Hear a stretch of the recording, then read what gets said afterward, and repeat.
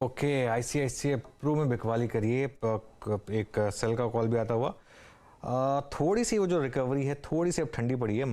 Rally bank Nifty की जो बन रही थी, एक अच्छी खासी एक मोमेंटम वाली जो 100 पॉइंट की बैंक निफ्टी की स्ट्रेंथ थी, अब थोड़ी सी अब आप देखेंगे वहाँ पर हल्की सी ऊपर से मुनाफा वसूली भी हो रही है। तो थोड़ा सा क्लियरली एक मार्केट में दोनों तरफ की ट्रेड्स हैं, लेकिन बड़ा ट्रेड प्ले आउट हो चुका है वो बाय ऑन डिप्स का। अब एक काम करते हैं, बिग मार्केट वॉइसेस में हमारे साथ जुड़ गए हैं गोल्डीलॉक्स के फाउंडर और चीफ स्ट्रैटेजिस्ट गौतम शाह। गौतम शाह ने ऑफकोर्स ये कंपनी एस्टेब्लिश की थी, उससे पहले वो जेएम फाइनेंशियल में काफ़ी समय तक वहाँ के हेड टेक्निकल रहे थे, और काफ़ी समय से आप उनको चैनल पर देख रहे होंगे। और काफ़ी इनका एक खास स्ट्रेंथ है वो है मैक्रो और चार्ट्स दोनों को कंबाइन करना और एक ब्यूटीफुल कॉल्स वहाँ से निकालना। चलिए गौतम जी, गुड मॉर्निंग। सबसे पहले तो ये बताइए कि इस समय का जो एनवायरनमेंट है उसमें आप एक क्लियरली जो डाइवर्जेंस देख रहे हैं हम निफ्टी और बैंक निफ्टी की, सबसे पहले तो उसको कैसे अप्रोच करेंगे आप? निफ्टी भी स्ट्रांग है लेकिन उतना स्ट्रांग नहीं जितना बैंक निफ्टी है, क्योंकि निफ्टी आईटी में वीकनेस है। तो पहले बड़े इंडेक्स की बात कर लेते हैं, उसके बाद हम सेक्टर स्पेसिफिक और स्टॉक स्पेसिफिक बात करेंगे। Good morning Anuj. वेल ये एक्चुअली गजब का एनवायरनमेंट है क्योंकि we are seeing shades of optimism and fear. I mean ये काफी यूनिक सी सिचुएशन है क्योंकि अगर आप हेडलाइन इंडेक्सेस को देखें तो लगता है कि अरे हम 18,400 500 के इंडेक्स पे हैं, और अगर आप टॉप 500 या 700 स्टॉक्स को स्क्रीन करें तो आपको दिखेगा कि कितने स्टॉक्स हैं, hundreds and hundreds of stocks जो multi week, multi month, multi quarter lows पे है। तो जो मार्केट जो दिखा रहा है वो डेफिनेटली इंटरनली मार्केट में है नहीं। अब इसको आप पॉजिटिवली भी ले सकते हैं, नेगेटिवली भी ले सकते हैं। हम इसको पॉजिटिवली रीड कर रहे हैं क्योंकि मुझे लगता है कि धीरे धीरे मिड कैप्स और स्मॉल कैप्स में बड़ी स्ट्रेंथ आनी चाहिए। निफ्टी थोड़ा सा ओवरबॉट हो गया था, 18,950 हमारा टारगेट था। मैंने आपके पिछले इंटरेक्शन में मैंने कहा था वी गॉट क्लोज टू 18,900, और वहां से हमने ये 400 पॉइंट 500 पॉइंट का करेक्शन देखा, तो मेरे हिसाब से काफी नॉर्मल है। तो जो एक थोड़ी सी यूफोरिया जो बन गई थी दिसंबर के स्टार्टिंग में वो अब डाई डाउन हो चुकी है।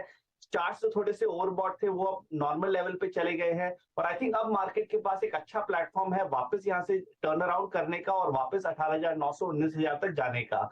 सो 18,400 मेरे हिसाब से निफ्टी पे बहुत बड़ा सपोर्ट है। अगर वो क्लोजिंग बेसिस पे होल्ड कर जाता है तो मार्केट इमीडिएटली टर्न अराउंड कर जाएगा, और अगर ये नहीं होल्ड करता है तो हो सकता है कि 200-300 पॉइंट और हम नीचे जाए और उसके बाद ये टर्न अराउंड आए। So one of the two things is likely to play out, but the clear view is कि मार्केट में आपको डिप्स पे लेना है। मीडियम टर्म चार्ट्स अभी भी अच्छे हैं, कोई नेगेटिव ट्रिगर्स है नहीं, और जब तक बैंक निफ्टी खड़ा है मार्केट ज्यादा नीचे नहीं जा पाएगा, और बैंक निफ्टी में हमारा टारगेट 42,500 के आसपास है, तो वहां तक हमें स्ट्रेंथ दिखती है। तो ओवरऑल डिप्स में बाई कीजिए और आउट परफॉर्मेंस को चेस कीजिए, अंडर परफॉर्मेंस से दूर रहिए। ओके, तो इसका मतलब आईटी से भी दूर रहा जाए गौतम। आईटी इंडेक्स में एक ये जो मूव स्टार्ट हुआ वापस, ये 52 वीक लो की तरफ जाने की तैयारी है या फिर बॉटम बन चुका है यहाँ पर, भले ही अंडर परफॉर्म करे? नहीं, मुझे लगता है बॉटम बन चुका है। आई थिंक ये लास्ट 3-4 दिन की जो गिरावट है उसके कारण लोग वापस ये बिलीव करना चाहते हैं कि इसमें बड़ी फॉल आएगी, बट आई थिंक इतना अच्छा तेजी आया 2-2.5 महीना का, उसका एक नॉर्मल रिट्रेसमेंट और नॉर्मल पुल बैक है। हाँ, सेटअप क्लीन नहीं है, इसमें थोड़े से रिटर्न्स हार्डवर्क रहेंगे, पर जैसे मैंने पहली बार भी कहा था कि अगर आप इन्वेस्टर है तो आपको आईटी में इस लेवल्स पे भी खरीदारी करनी चाहिए। शॉर्ट टर्म रिटर्न्स नहीं बनेंगे, डिफिकल्ट रहेंगी, बट अगर आपका 12 से 15 महीना का व्यू है तो आईटी में ज्यादा डाउनसाइड है नहीं। और ये जो पिछले 2-3 दिन का पुल बैक आया, इससे रिस्क रिवॉर्ड वापस अच्छी हो गई है। सो टॉप स्टॉक्स पे फोकस कीजिए, टॉप मिड कैप आईटी में फोकस कीजिए, इन्वेस्टमेंट के हिसाब से सोचिए, रिटर्न बनेगी। ओके, तो गौतम जी के मुताबिक जो ये 2 दिन की निफ्टी आईटी की सॉफ्टनेस है, ये एंट्री का एक अच्छा मौका है। अच्छा गौतम, अभी कुछ देर पहले जो आपने अनुज के पहले प्रश्न के एवज में एक स्टेटमेंट कहा कि इंडेक्स की ये प्राइस परफॉर्मेंस वर्सेस स्टॉक्स की price performance and that differential, आप उसे पॉजिटिवली रीड कर रहे हैं। तो मैं अगर आपसे ये पूछना चाहूँ कि अगर ये डिफरेंशियल अगले 3 महीने में, 6 महीने में या फिर साल भर में भरना है between the indices and the stock price performance, और उसको देखते हुए आप क्या पिक करना चाहेंगे, चाहे वो मिड कैप में हो चाहे वो लार्ज कैप में हो, जहां अभी तक प्राइस परफॉर्मेंस अच्छी नहीं है लेकिन वो कैच ऑन प्रोसेस अब यहां से शुरू हो सकती है, स्टॉक स्पेसिफिक और सेक्टर स्पेसिफिक? देखिए, पिछले 1 महीने से हम बोल रहे हैं कि इस मार्केट में अब आपको बॉटम अप रहना है, क्योंकि अभी जो 15 दिन में जो तेजी आई, निफ्टी 18,900 तक चला गया, लोगों को लगा कि चलो ये ऐसे ही चलता रहेगा। बट आई थिंक काफी हेडविंड्स है, वैल्यूएशंस भी थोड़े बहुत स्ट्रेच्ड है। सारे पॉजिटिव फैक्टर्स जिसके बेसिस पे हम बाजार में तेजी समझ रहे थे वो सारे फैक्टर्ड इन है। तो निफ्टी में इतनी बड़ी तेजी यहाँ से नहीं आएगी, निफ्टी बार बार ऐसे ही रुकेगा और कुछ हफ्तों के कंसोलिडेशन में बीच बीच में चला जाएगा, जिसमें आपको लगेगा कि अरे बाजार का ट्रेंड चला गया क्या, बट ये नॉर्मल कंसोलिडेशन है इस एलिवेटेड लेवल्स पे। बट अगर आप स्टॉक्स और सेक्टर्स में देखें तो कई थीम्स हैं जो अभी भी सॉलिड है, इस मार्केट में भी चल रहे हैं। निफ्टी में 500 पॉइंट का करेक्शन आया है, उसके बाद भी वो चल रहे हैं। और हम यहाँ पर capital goods, infrastructure, real estate proxy, PSU, ये सारे थीम्स के बारे में बात कर रहे हैं। तो अगर आप रियल एस्टेट प्रॉक्सी के बारे में बात करें तो सीमेंट हमें काफी अच्छा लगता है। लॉन्ग टर्म और मीडियम टर्म के हिसाब से देखें तो काफी अच्छे चार्ट्स है, चाहे वो अल्ट्राटेक हो, जेके सीमेंट हो, डालमिया भारत हो, एसीसी अंबुजा हो, काफी अच्छे स्ट्रक्चरल ट्रेंड्स हैं। तो यहाँ पर आई थिंक थोड़े कमिटमेंट बनाने चाहिए, यहाँ पर अच्छी रिटर्न बननी चाहिए। और कैपिटल गुड्स तो हमारा फेवरेट रहा ही है, तो वहां पर तो तेजी बनी रहेगी। इन्वेस्टेड रहिए और हर डिक्लाइन पे बाइंग कीजिए। इंफ्रा स्पेस भी काफी अच्छा लगता है, इंफ्रा में भी धीरे धीरे तेजी अच्छी आ रही है। आईआरबी इंफ्रा आपने देखा क्या हुआ है, पीएसपी प्रोजेक्ट्स चल रहा है, केएनआर कंस्ट्रक्शन में मूवमेंट आ रही है। So I think this is also a space that we like. और बैंक्स तो आप अपने भूल सकते नहीं है, स्मॉलर बैंक्स भी हमें अच्छे लगते हैं। और लग रहा है कि एचडीएफसी बैंक में नई ब्रेकआउट अब धीरे धीरे आनी चाहिए, और अगर वो ब्रेकआउट आता है तो वो पूरा मार्केट को यहाँ से ऊपर ले जा सकता है, ऐसा ही लग रहा है चार्ट्स को देख के। जी हाँ, इनफैक्ट आके बोलते बोलते एचडीएफसी बैंक डे हाई की ट्रेजेक्टरी में भी है, और वाकई एचडीएफसी और एचडीएफसी बैंक दोनों की प्लेसमेंट बहुत स्ट्रांग है, बहुत स्ट्रांग है। आपके आप देख रहे हैं इस वक्त तीन चीज़ें याद रखिएगा, एचडीएफसी बैंक, रिलायंस, तीनों डे हाई पर है। मुझे याद आता है गौतम जी, जब लास्ट टाइम आपका और मेरा इंटरेक्शन हो रहा था, अनुज में और आप थे जब कार्यक्रम में, उस वक्त क्वार्टरली अर्निंग्स खत्म होने के बाद हमने एकाएक आपसे पूछा कि पीएसयू बैंक्स में क्या करना चाहिए, और वो उस वक्त लग रहा था कि बस ये अंतिम पड़ाव में। आपने उस वक्त भी कहा था कि नहीं, स्टिल 25% का अगर आप देखें यहाँ से स्विंग मिलेगा, और अभी भी अपनी पोजीशंस को रखिए। और यकीन मानिए वो 20-25 दिन में तो क्या गजब कम हुआ है। Look at Canara bank, BOB, SBI, अभी यहाँ से बैंक्स पर, and specially that PSU banks, आपका व्यू। और ऐसे दो स्टॉक्स जो कि पीएसयू में अभी भी पैसा बना के देंगे, अच्छा, आपका कन्विक्शन? देखिए, मुझे लगता है कि पीएसयू थोड़ा सा ओवरडन है। आई थिंक अगर आप चार्ट्स को देखिए, अगर आप पीएससी इंडेक्स को देखिए और पीएसयू बैंक इंडेक्स को देखें, तो जो हमारे सारे टारगेट्स हैं वो लास्ट वीक में आ चुके हैं, और यहाँ पर चार्ट्स भी थोड़े से ओवरबॉट हो चुके हैं। थोड़ा बहुत यूफोरिया भी है और थोड़ा सा पागलपन भी है, लोगों को लगता है कि ये एक स्ट्रक्चरल थीम है जो जिंदगी भर चलेगी। बट आई थिंक जो होना था एक बार के लिए हो गया। इस लेवल्स पे पीएसयू स्टॉक्स को चेज मत कीजिए। अगर आपने नीचे लेवल पे लिया है तो थोड़ा बहुत प्रॉफिट बुकिंग कीजिए, you will get an opportunity to buy back lower. और छोटे जो स्टॉक्स है, पीएसयू बैंक्स है, जो पीएसयू स्टॉक्स है जिसमें इतनी बड़ी तेजी आई, वहां पर थोड़ा कैश आउट कीजिए, क्योंकि ये सब क्या सीजनल ट्रेंड्स है, 2-3 महीना चलते हैं, उसके बाद वापस 3-4 महीना एक रेंज में चले जाते हैं। बट फिर भी अगर आपको एक लंबी थीम प्ले करनी है लॉन्ग टर्म, तो हमारा टॉप पिक्स अभी भी कोल इंडिया और एनटीपीसी है और पावर ग्रिड है।